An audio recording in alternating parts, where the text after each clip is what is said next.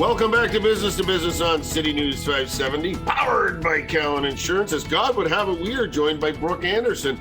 She is a commercial account manager at Cowan Insurance Group, and she's going to share some pretty important information with us, Gregory.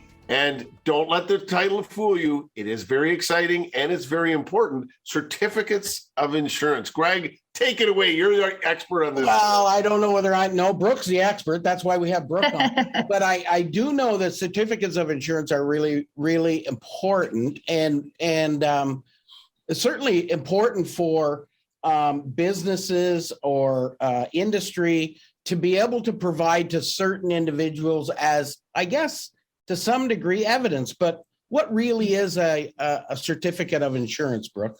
Yeah, so it is what you're saying exactly. We issue it at the broker level here, and it is proof of an existence insurance policy that's in place.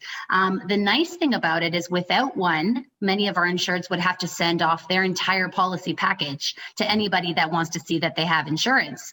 And there's just so many different layers of an insurance policy that is really nobody else's business. The premiums and other private information. So this is a tool that allows us to specifically list the coverages that a vendor or a leasing company needs to see.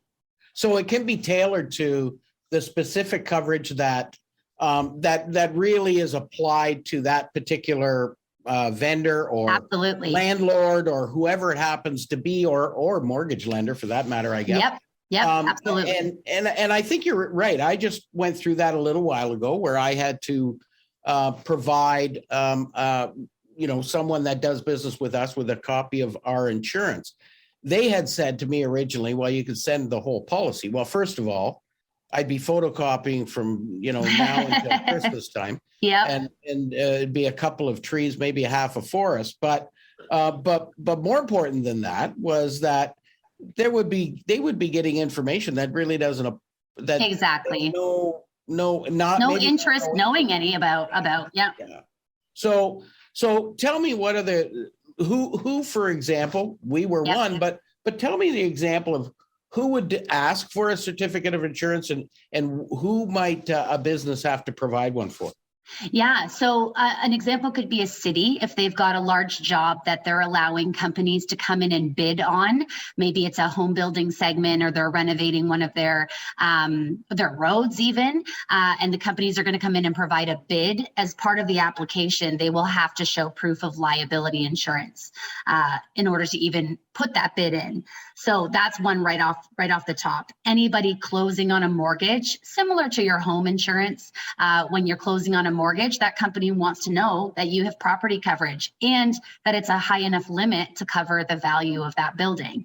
So before they'll even close on the mortgage or leasing a piece of equipment, they're going to want to see that there's property coverages in place. And the super common one is a landlord. Many of our smaller businesses just rent space, and the lease spaces for offices or retail plazas, and any of those landlords are going to ask for proof of liability insurance.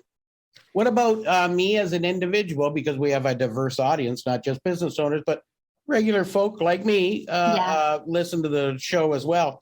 If I'm going to have a contractor come into my house and do some work, should I not ask that contractor for a certificate of insurance? Absolutely. Any type of interior renovations, if you're having a painter, a roofer, absolutely. It costs an insured no money to issue this certificate. There's no detriment to them, and it just provides you with that reassurance that if they do something accidentally, but their negligence causes you bodily injury or, heaven forbid, property damage, they do something incorrect and a wall falls down or the roof collapses, you want to make sure that they are protected so that you can go back and recoup your expenses. Very good. Would this also cover, I mean, we're talking about those are hard, like construction projects as an example, but what about someone doing it? It's the digital economy now, someone coming in to do digital work on your network or your computer system. I mean, you still want to make sure that they're insured for liability and others for some of those softer types of services, as opposed to the hard work of, for example, construction? Yeah, definitely. And this is where the person asking for an insurance certificate often will provide a list of the requirements they want to see. So depending on the relationship, lots of people are starting to ask for cyber. So if you're going to go into a company and provide their cloud-based services or their backup services, they are going to want to know that you're protected for cyber exposure.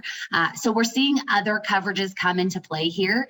There's some that'll say if you're going to work for me, you have to show us that you even have auto insurance in place. Now, they're never going to be added on an auto policy. They don't have any insurable interest, but they just want to know that this company, while they're out in public using their vehicles or using their business vehicles, that they're protected in all avenues. So this is another example of, as we often do with our friends from Cowan, is probably a good idea when you're doing a contract, contracting with someone else, is have a good relationship with your broker, your insurer, and ask these questions, because finding out after the fact that you didn't do the homework is not usually helpful. That's what little I know about insurance is better to ask before versus after. Absolutely. Yep. And we're happy to talk through what they should or shouldn't require or be asking for. Every once in a while, you get a company that's asking for things that are totally inappropriate for what the job is. And so we can offer some advice to push back when that's not necessary. Well, it's a great, thanks so much for joining us today, Brooke. Important to always understand, as business owners and as individuals, managing our risk is what insurance is also always about. And so really appreciate you giving us some perspective on that. And for people listening in, go to your broker or the good friends at Cowan. They can help walk you through that so that you protect yourself and your business. Thanks for joining us today. Thanks, Greg. Thanks, Ian. I appreciate being here. All right. We've been joined by Brooke Anderson. She's commercial account manager at Cowan Insurance Group.